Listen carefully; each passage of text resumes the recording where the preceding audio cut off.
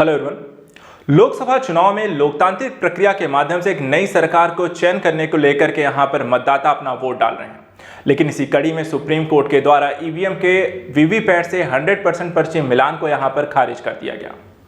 VVPAT जो कि आपके वोट की एक गवाह होती है कि क्या आपका वोट एक सही जगह पड़ा है, और हर एक मतदाता को यह सुनिश्चित करना कि वो किस सरकार को चुन रहा है और क्या वो सही तरीके से यहाँ पर चुनाव संपन्न हुआ है। क्या ईवीएम जैसी जो मशीनें हैं जिनके साथ छेड़छाड़ को लेकर लगातार यहाँ पर बातें हुई हैं, उस संदर्भ में यह निर्णय यहाँ पर आपको सुप्रीम कोर्ट के द्वारा उचित ठहराया गया है।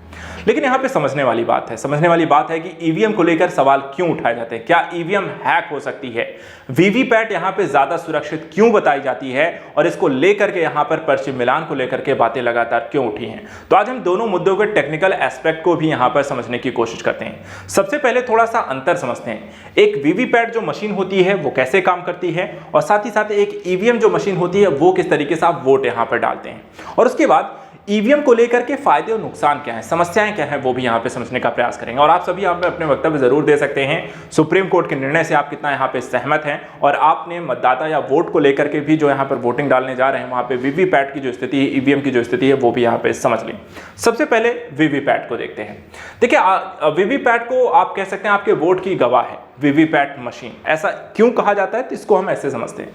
देखिए, वीवीपैट का सबसे पहले तो फुल फॉर्म होता है वोटर वेरीफाएबल पेपर ऑडिट ट्रेल। ये वीवीपैट का फुल फॉर्म होता है, और ये मतदाता के चुनाव का एक तरीके से रिकॉर्ड यहाँ पर आपको जो होता है वीवीपैट के द्वारा रखा जाता है। इसमें क्या होता है, इसका देखिए सबसे पहले निर्माण कब और कहाँ हुआ। तो इसका निर्माण हुआ था ECIL के द्वारा 2013 में यहाँ पर इस मशीन को डिजाइन किया गया, और बीते चुनाव में करीब 52,000 मशीनों का, वीवीपैट मशीनों का कह सकते हैं, इस्तेमाल हो चुका है। इसकी जरूरत क्यों है, क्या वोटिंग के दौरान जबकि ईवीएम हमारे पास है तो क्या हम वीवीपैट का प्रयोग क्यों करते हैं। इस स्थिति में यदि मान लीजिए किसी प्रकार की गड़बड़ी की समस्या आती है, किसी विवाद में ईवीएम और वीवीपैट की पर्ची का हम मिलान कर सकते हैं। यदि किसी प्रकार की गड़बड़ी की समस्या आती है या फिर कोई संदेह यहाँ पे जताया जाता है या किसी तरह के हैकिंग की जो बात की जाती है, वैसी स्थिति में हम वीवीपैट्स की जो पर्चियां होती है उसके माध्यम से मिलान कर सकते हैं। काम कैसे करती है, तो देखिए, जब भी आप इलेक्ट्रॉनिक वोटिंग मशीन यानी ईवीएम का यहाँ पर प्रयोग करते हैं, तो वो जैसे ही आप वोट डालते हैं तो ईवीएम की जो यहाँ पे एक स्क्रीन होती है, इस पर 7 सेकंड तक एक पर्ची यहाँ पर आपको दिखाई देती है, और इस पर्ची में आपको पूरी जानकारी, यानी जिसको आपने वोट डाला है, उम्मीदवार कौन सा है, किसको वोट डाला, उसका चुनाव चिन्ह क्या है, वो सारी जानकारी यहाँ पर इस पर एक पर में आपको दिखती है कि आपको ये सुनिश्चित कर सकते हैं आपने वोट सही व्यक्ति को डाला है या नहीं। और सबसे पहले अगर हम देखें तो इसका इस्तेमाल जो हुआ था नागालैंड के चुनाव में 2013 में हुआ था। तो ये तो है आपका वीवीपैट मशीन, जिसके माध्यम से आप ये सुनिश्चित कर सकते हैं कि आपका वोट जो है जिसको डाला है वहीं गया है या नहीं। वहीं दूसरी तरफ ईवीएम जो मशीन होती है जिसके माध्यम से आप वोट डालते हैं, तो ये एक रिकॉर्ड रखने की मशीन हो गई वीवीपैट, और ईवीएम वो मशीन हो गई जिसके माध्यम से आप वोट ये डालते हैं। इसमें क्या होता है, इसमें देखिए 2 तरीके की मशीन होती है, 2 यूनिट होती हैं। एक होता है कंट्रोल यूनिट, ये वाला, और दूसरा होता है यहाँ पर आपको एक बैलेट यूनिट होती है। ठीक है, 2 तरीके की। जो आपकी यहाँ पर कंट्रोल यूनिट होती है, इसका जो कह सकते हैं आपका ये यूनिट जो होती है, जो पीठासीन यहाँ पे अधिकारी होगा, जो बूथ का यहाँ पे अधिकारी होगा, उसके पास ये मशीन यहाँ पर होती है। जब यहाँ पर इसको क्लिक करता है तो ये वोटिंग के लिए यहाँ पर आपको ईवीएम जो मशीन होती है ये तैयार हो जाती है। ईवीएम जो वोटिंग मशीन होती है वो यहाँ पर एक बूथ में आपको रखी होती है, जहाँ पर आप जाकर अपना वोट यहाँ पर डालते हैं। ठीक है, तो कंपार्ट में रखी होगी, मतदाता आ जाता है, वहां पे अपना वोट डालता है। होता कैसे है, तो 4 स्टेप में पूरा वोट आपको कंप्लीट हो जाता है। फर्स्ट स्टेप में जो होता है, ये जो कंट्रोल यूनिट होती है, इस पे जो पोलिंग ऑफिसर होता है वो वोटर की यहाँ पर पहचान करता है, और उसके बाद जो स्टेप 2 में देखें, अधिकारी जो है बैलेट बटन दबाने के बाद ईवीएम वोटिंग के लिए तैयार हो जाता है। ठीक है, तो आपकी पहचान सुनिश्चित की जाएगी, आपका जो वोटर, आपका आधार कार्ड इत्यादि के माध्यम से आपका नाम है इत्यादि नहीं है। उसके बाद फिर वो मशीन को दबा देता है, इसके माध्यम से ईवीएम यहाँ पर आपको तैयार हो जाती है।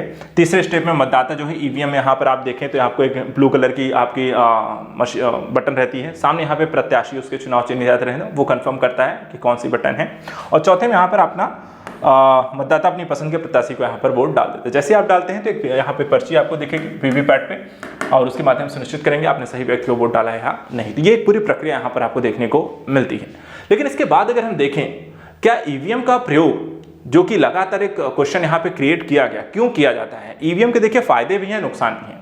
फायदा क्या है वो समझेंगे, लेकिन नुकसान जो है वो भी यहाँ पे समझने वाली बात है, क्योंकि आपका इससे वोटिंग जो प्रक्रिया है वो यहाँ पे प्रभावित होने की बात इससे की जाती है, जो कि एक बड़ा मुद्दा है। अब यहाँ पे देखिए ईवीएम के फायदे और नुकसान दोनों के देख लेते हैं। सबसे पहले यहाँ पर आपको देखें पर्यावरण के अनुकूल होता है, जो फायदे हैं वो देखें। तो पर्यावरण के अनुकूल क्यों होता है? क्योंकि देखिए किसी प्रकार के कागज का प्रयोग नहीं होता, तो पेड़ों की कटाई नहीं होती है, किसी प्रकार की कोई मुद्रण की समस्या नहीं होती है, कोई भंडारण और परिवहन देखा जाए तो इससे आसानी से हो सकता है, मशीनों को उठाए लेके गए, मशीनों में ज़्यादा वोट आप डाल सकते हैं।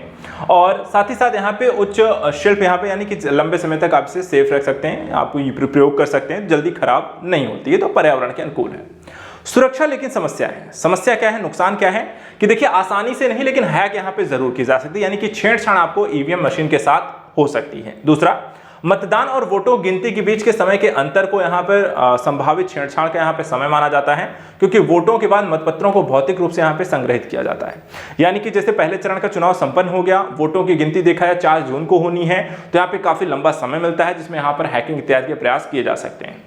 तीसरा यहाँ पे देखिए फायदा क्या है, दूसरी तरफ अगर हम देखें तो वोटों की गिनती में तेजी हो, कोई फर्जी वोट नहीं होगा, कोई अवैध वोट नहीं होगा, इंस्टॉल करने में किसी प्रकार को और उपयोग करने में किसी प्रकार की कोई समस्या नहीं है। इसका उपयोग राज्य विधानसभा के साथ साथ संसद के द्वारा भी किया जा सकता है, जिसके कारण आप आसानी से प्रयोग करने की जो समस्या है वो बहुत आसान है, किसी को भी आसानी से समझा के तुरंत वोट आप डाल सकते हैं। फर्जी वोटिंग या आपको देखा जाए अवैध वोटिंग की आपकी समस्या नहीं होती है, वोटों कैंसिल होने की समस्या नहीं होती है।